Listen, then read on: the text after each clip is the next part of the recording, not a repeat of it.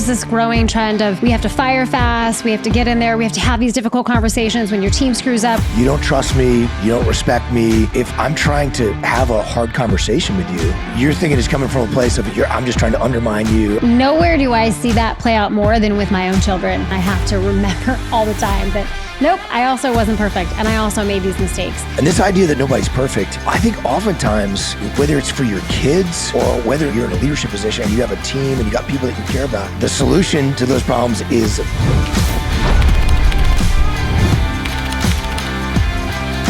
we're back. We've said it before, the world doesn't need another podcast.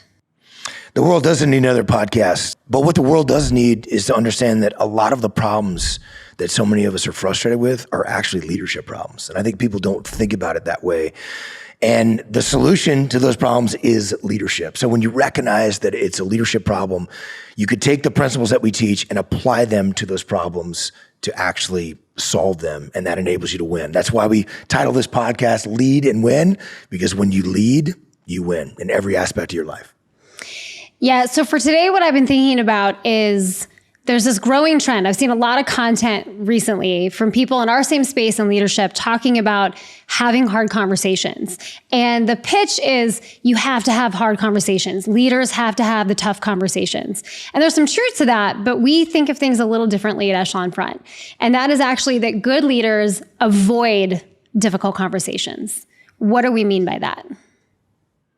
What that means is that if you're leading correctly, you shouldn't have to have hard conversations, because you can avoid hard conversations if you're actually leading your team, if you're empowering your team, if you're giving them constant critique and ways that they can improve and get better, if you're letting them step up to lead. And so I think that's what we mean by that. And it sounds very counterintuitive, because certainly we're not saying that you should not engage with a hard conversation when you need to, but you can avoid most hard conversations simply by effective leadership. And I think that what we wrote about in Dichotomy of Leadership is that most underperformers don't need to be fired; they need to be led. Yeah, I think that there's this growing trend of we have to fire fast, we have to get in there, we have to have these difficult conversations when your team screws up, we have to be willing as leaders to step in and have those tough conversations. And what we say at Echelon Front is there's so much more with the mindset of extreme ownership in place. There's more that we can do in those situations leading up to that place before we have to have that hard conversation to help someone on our team perform, to help our team understand what the mission is and to move towards accomplishing that mission.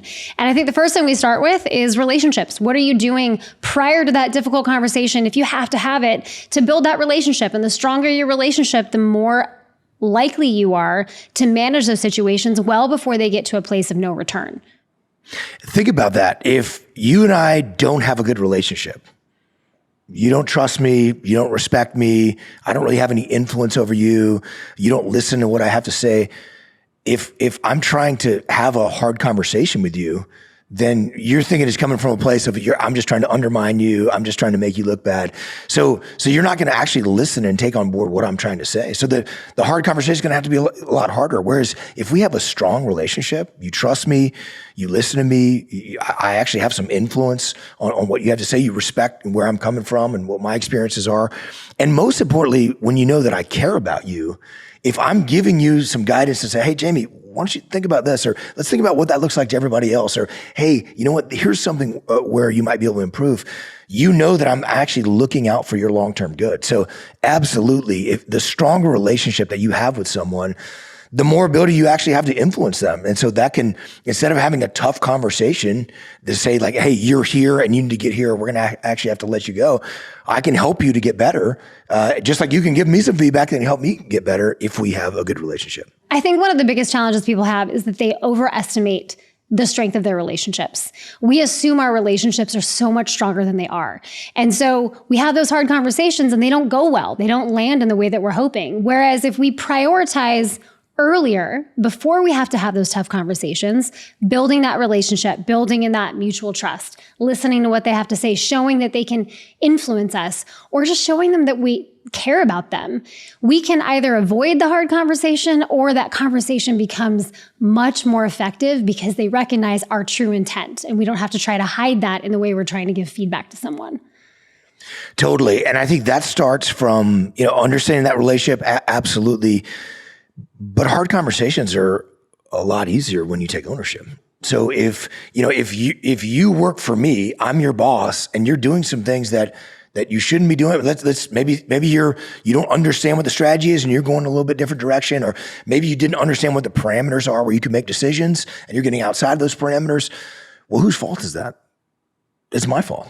It's totally my fault. So instead of coming down on you and saying, hey, Jamie, you're screwed up, you need to fix this, what I actually need to say is, hey, Jamie, I haven't done a good job of explaining to you this new strategy. I haven't done a good job of explaining to you the parameters inside of which, I need you to make decisions, outside of which we have to run it up the chain of command to get permission. So if I take ownership of those things, then you're a lot more likely to take ownership of those things. And so instead of being a hard conversation where I'm, really coming at you, pretty directly and giving you some very direct feedback, it's actually a very positive conversation because you recognize that I care about you. I want you to be successful. And I'm taking ownership of not doing a good enough job of explaining that. And so now you can start to take ownership of asking more questions, of building that better relationship. And we're not going to actually have to have a hard conversation because we're going to move forward in a positive direction. Yeah. One of the practical tools we teach leaders to help mitigate the need for these hard conversations and to build in your relationship is to implement a culture within your organization or your family. This works at home too. I use it with my kids, but to implement a culture of using the debrief and implementing this idea of the debrief. And when you have a culture and a group of people, a team or your family that debriefs everything, you can avoid the hard conversations because you're having all these little moments to give each other feedback. And that debrief is super simple. Hey, what was good? What was bad? What can we do better? And you're taking just a little bit of a moment. It doesn't have to be super formal. It doesn't have to take a lot of time, but having those little conversations when you're working towards accomplishing something avoids the big conversations down the road. Because in that moment, right at the time that something is happening, you're taking that moment to say, hey, let's talk about what went well, what went wrong, and then, hey, what are we going to do next time to ensure this doesn't happen again? And to the point you made, what the debrief gives us is the opportunity to take ownership throughout that process. So when you're giving the debrief at every step, I'm looking for, how do I take ownership of this problem, which builds in my trust, builds in that strong relationship, which allows us, if over time we have to have a harder conversation because someone isn't where they need to be, it's much easier if we're not having that hard conversation all at once. And there's been these little moments of feedback and debriefing together leading up to that point. I think the ability to constantly innovate and adapt based on critical debrief is probably the greatest strength of the SEAL teams. And it's not apparent from TV shows. It's not apparent from movies and maybe even books that people read. But every combat operation, we would come back and we would drop our gear and we would sit in our mission planning space and we would spend a few minutes debriefing. Exactly what you just said. What went right? What went wrong? What can we do to fix that going forward? How can we adjust our tactics now to what the enemy's doing? Is there some new technology or new methodologies that are out there that we could utilize to maybe make us more effective in what we're trying to do? And then we take the lessons learned from that in that debrief, roll it right into the planning execution for the very next combat mission. And this is the same thing for anything out there. You can debrief anything that you're doing, whether it's a project at work, whether it's going to the grocery store with your kids, any of that. You debrief it, you come up with some standard operating procedures, you enhance those standard operating procedures. You're always looking to make them better and improve them in every capacity.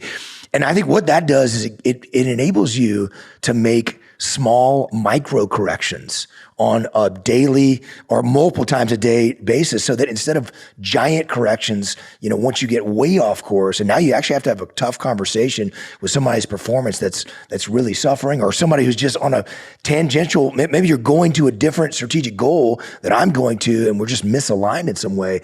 That doesn't happen if we're constantly debriefing and we're constantly making those micro adjustments. Yeah, I think where people miss is that they're not intentional about it. So we have debriefs when large problems happen or big projects are put into place, but we're not taking the opportunity regularly to have the small debriefs. And that's where I tell people that the power is building a culture where you just debrief everything. At Echelon Front, if I go on site with an instructor and we do a half-day workshop, the second we're getting in that Uber, we're, hey, any feedback points for me? And it tears down the feeling sometimes of doing a debrief of like, man, I might get in trouble here. Those negative feelings around a debrief where we're going to be talking about the things that didn't go well. And it makes it more this effort to help each other. Hey, what'd you see that I didn't? What are we missing? And we're taking that moment to debrief. And then for bigger events, if we run a conference or muster events, we're doing a very thorough debrief. But to your point, when we go through those debrief points or we read through the feedback from attendees and they're giving us opportunities to improve, we're immediately taking those feedback elements and we're putting them into practice. We're updating an SOP. We're implementing a new plan. That innovate and adapt is so critical on the back end of debriefing. But without the first debrief and creating those little opportunities to debrief regularly, we get off course, people get misaligned, problems don't get solved, we forget about those things and we make the same mistakes over and over again, which is why that culture of debrief is so critical to help us avoid the hard conversations with our people. Those debriefs are only effective if they are critical, right? You have to have an honest self-assessment. It has to be honest. Sometimes it has to be brutally honest. And sometimes what the debrief can turn into is, hey, let me tell everybody all the great things that I'm doing. And that's not what a debrief is. It's a chance to actually look at yourself and say, okay, here's what I need to do to improve. Here's also what the debrief isn't, is Jamie, you suck and you need to fix yourself and you screwed this up. Because now I'm just attacking you. This is the opposite of extreme ownership. I'm pointing fingers at you. What's that going to do? You're going to get defensive. You're going to start to push back. What do you mean I suck? You suck. You're the one that screwed that up. You didn't give me the support I needed, or you didn't make that clear. So if I'm simply being critical of you or everybody else, then there's defensiveness. No one's actually taking ownership. I can't control you. I can't control other people. So what I have to do is set the tone by taking ownership. Here's the things that I need to do better going forward. Here's the things that I learned from that.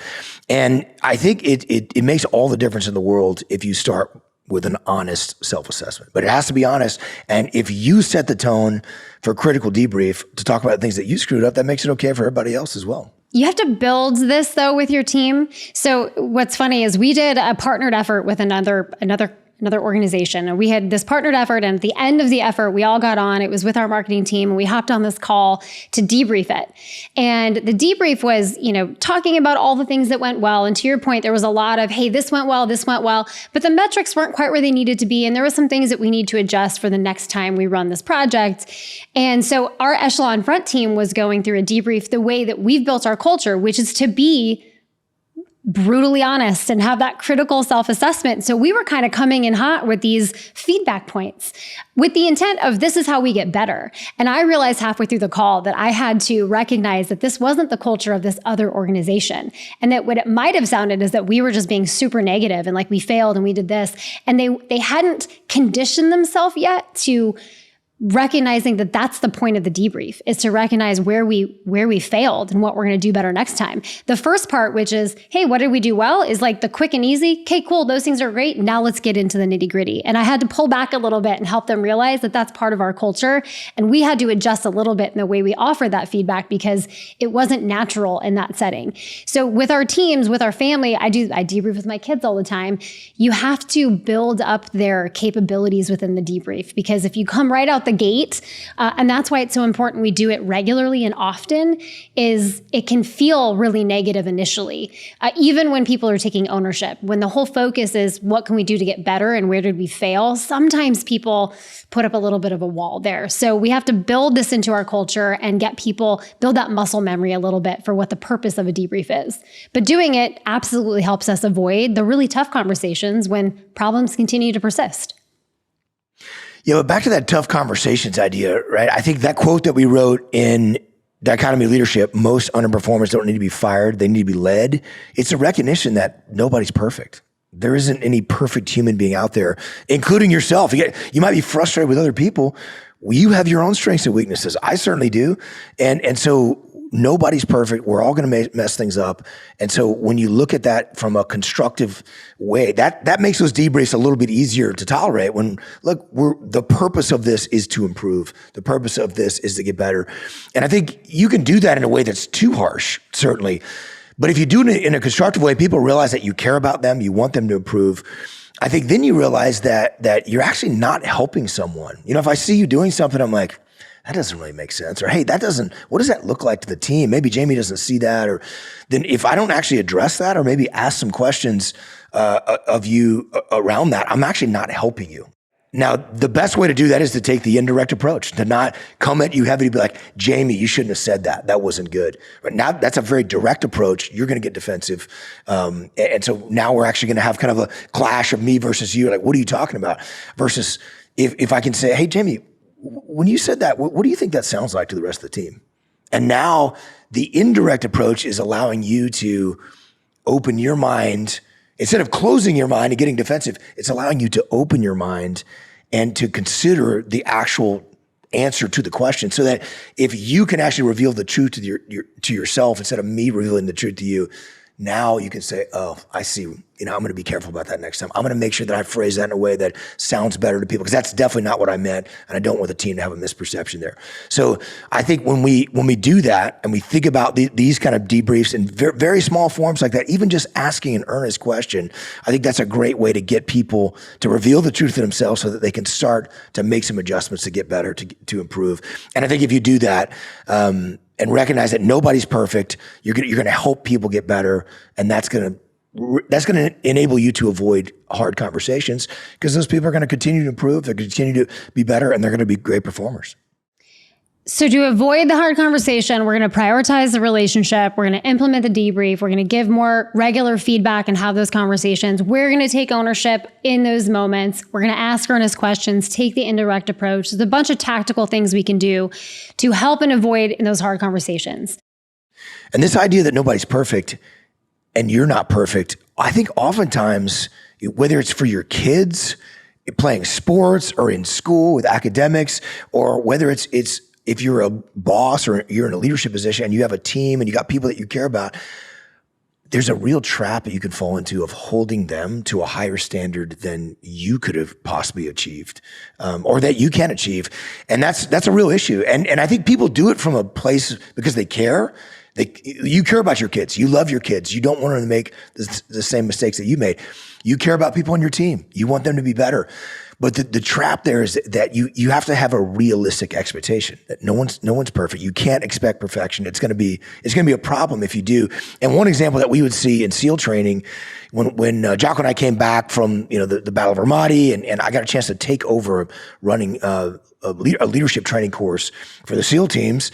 And this was, I would see this pretty regularly, where you would have a SEAL instructor who had they'd gone through training, 4, 5, 6 years before this. And they might say, someone is failing the run, right? So you have these performance metrics that you have to meet. You have to pass your 4-mile timed runs. You have to pass, your 2-mile swims. You have to pass your obstacle courses, all these metrics that you have to meet. And so if you're failing that's a problem. You can get performance drop for that. So we'd see SEAL instructors who would say, this student, they failed their run here at third phase. We need to get rid of them and drop them. Well, the good senior leaders, like a good master chief, realizes that it might be a standard that we're holding this a little bit too high. And so with BUDS, our basic SEAL training program, the records exist all the way back, for decades. And so that master chief could pull up the records and say, oh, Babin, you were in BUDS class 241? Cool. Looks like you failed to run here in third phase. Like, do you still want to drop this student for that? And it was a very humbling experience for a lot of those instructors when they realized, hey, I'm holding these students to a standard that I could never achieve. And so I think you have to be really careful about that, because you, even if you're doing it from a place of goodwill, you care about you care about your kids, you care about your team. If you're holding them to an unrealistic standard, they're never going to be able to achieve that. Then you're actually not helping them. So you have to be realistic. Nobody's perfect. So you're going to have to recognize that people are going to fall short of the mark. And sometimes a humbling failure, as Jocko says, letting your kids brush up against the guardrails of failure is often the best teacher. Nowhere do I see that play out more than with my own children, where I have to constantly remind myself and my husband that we are far more generous with our younger selves. I'm far more generous with what I either did or didn't do, or the mistakes that I made, than I am with my own kids. And I have to remember all the time that, nope, I also wasn't perfect. And I also made these mistakes. And these are to be expected. So recognizing and understanding the standard that your people should be at, whether it's your kids or your team, and giving them a little grace when they screw up. Because like you said, we're not perfect and nobody is. And when we put them in this category or put them with this high standard that they can't meet, we're failing them because they're never going to be able to get to where we think they should be, which inevitably leads to the difficult conversations. So I think at this point, you've got someone on your team and you've done everything you can to try and avoid this hard conversation. You've prioritized the relationship, you're asking earnest questions, you've implemented the debrief and given them feedback, you've tried to resolve small issues as they've come up in a timely manner. And despite all of your best efforts, you still have someone that is underperforming. And now you have to have that difficult conversation. What happens next? Well, what you have to do is recognize that at some point you have to have loyalty to the overall team and the mission over any one individual. And I think when you have an individual on the team that is dragging the rest of the team down, if all focus is on that individual and trying to consistently help them, I think once you've done everything that you can to help them get better and help them improve, then you're going to have to make the difficult decision to either move them to a different part of the organization where they can contribute maybe in a positive manner, or maybe even you might actually just have to get rid of them and replace them with someone else that can do the job. And you're not helping that person if you leave them in a role where they simply can't perform. But that starts with recognizing that most underperformers don't need to be fired, they need to be led. And it starts with taking ownership. And then you have to lead through what we call the escalation of counseling. So it starts with, if you're underperforming, Jamie, I have to say, hey, Jamie, this is my fault. As your boss, I didn't explain what the expectations were. I didn't check in with you to make sure that we were on time, and that project was going to get done. I didn't talk to you about the importance of that project and what's at stake if we don't actually achieve that. But once we've had that conversation, hopefully that fixes it and we're good to go. But once, if we come back and you're still failing to perform after I've done all those things, now we have to escalate. I might have to put it down on paper. Jamie, I'm going to have to write this down on paper. Your performance is, we're still not able to get this project done. I've checked in with you. You know how important it was. You said you were going to have it done and it wasn't done. Now I'm actually going to have to put this down on paper. So I might have to escalate that to written counseling. Finally, we might actually have to get to a place where I just have to say, Jamie, your performance is here. And you got to get here. And if you don't get there, by the end of the quarter, we're going to actually have to let you go. I don't want to have to do that. Hopefully that fixes the problem, right? And we can move forward. But at the end of the day, it may not be a fixable problem. Not every problem is fixable. And I think chapter 2 of Extreme Ownership is called No Bad Teams, Only Bad Leaders. Because you as a leader are responsible for everything that your team does. You're responsible for that. But what that doesn't mean is that everyone is fixable, because it's not the case. And so I think once you've done everything you can to try to help someone succeed or improve, you might actually have to have that tough conversation, and that might move to their termination from employment, and you might actually have to replace them. And while it's never pleasant to have to fire someone, that's always a difficult thing. What's interesting is that oftentimes, if you have gone through this process and you've done everything you can to build a better relationship, to take ownership, to debrief, to provide points of feedback, to escalate counseling, once you get to a point where you have to do that, there's often a sense of relief in that person, because they knew that they couldn't perform. They knew they were just letting the team down. They knew that they actually weren't getting the job done, and no one wants to be in that position. So it was not only good for the team, but it's actually good for them not to be in that job long term and to go find a job where they can actually perform and they can actually contribute in a positive way. But I think it's important for people to recognize that leading up to that difficult conversation, if that conversation is, hey, you don't get to work here anymore, if that's the direction we're heading, or a really tough conversation with your kid, is up until that point, all of those little moments of escalation that you're describing, ownership has to exist. And I think that's where people start to get off kilter a little bit, because we get through those. We have that first conversation, we take ownership. We have the next conversation, we take ownership. And it's some way along that escalation of counseling, we put ownership to the side and we now say, this is your fault, you need to fix yourself. And we start making it about the other person.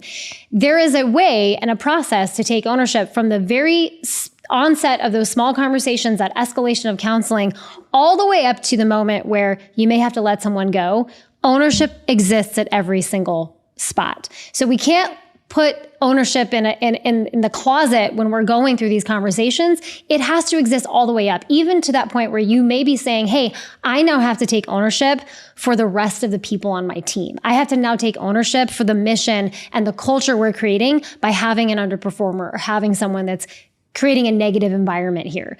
That ownership still exists. And when you're taking ownership in that process, it's very critical that as a leader, you're recognizing that if you have to let someone go, you are at fault for that. You were unable to put them in a position to have them be successful. You were unable to find somewhere in the organization where they could add value. You didn't give feedback in the timely manner that you needed to. You didn't have those harder conversations earlier on. You didn't build the relationship that you needed. Whatever it might be, ownership still has to exist. You can't just let it go. That's 100% correct. And at the end of the day, if you've done everything you can to try to help that person and they haven't improved, you have to take ownership of letting them go, because what you have to take ownership of is the team's performance. Are you accomplishing your mission? Are you not accomplishing your mission? If someone is negatively impacting that, you got to take ownership of the team's overall performance and the success of the mission. So there is never a time where ownership doesn't exist, but the greater loyalty has to be to the overall team and the strategic mission. 100%. So we've got our immediate action drill for this episode is to implement the debrief. Just start by creating an opportunity for your team to debrief when things go wrong, having those small opportunities to make corrections and give feedback so you can build a culture where hopefully you don't have to have those really tough conversations. You can start with the small issues when they arise and implement that debrief to solve them before we get to that point. And this can happen. It doesn't have to be the end of a major project. Of course, you should debrief those things, but this could be just the meeting. You come out of a meeting. How'd the meeting go? What went right? What went wrong? What can you do to fix it going forward? I had an interaction with my boss. Did it go well? Did it not go well? What can we do to improve that? You can debrief anything that you have to do. And so think about how you can implement that debrief in the things large and small, interaction with your kids, interaction with your spouse, at work. That debrief will make all the difference in the world, so you can make those constant micro adjustments to improve, and that will enable you to lead and win. Find us on YouTube or wherever you like to listen to podcasts and do all the things you're supposed to do. Like, subscribe, share, leave us a review, but most importantly, send us the leadership challenges that you're facing right now so we can target our next episodes to helping you understand how to apply the principles of extreme ownership to solving those challenges. Check out our free resources at echelonfront.com, or you can take the next step and join the Extreme Ownership Academy, our online training platform, where we go deeper on these principles and teach you how to apply them in your business and in your life.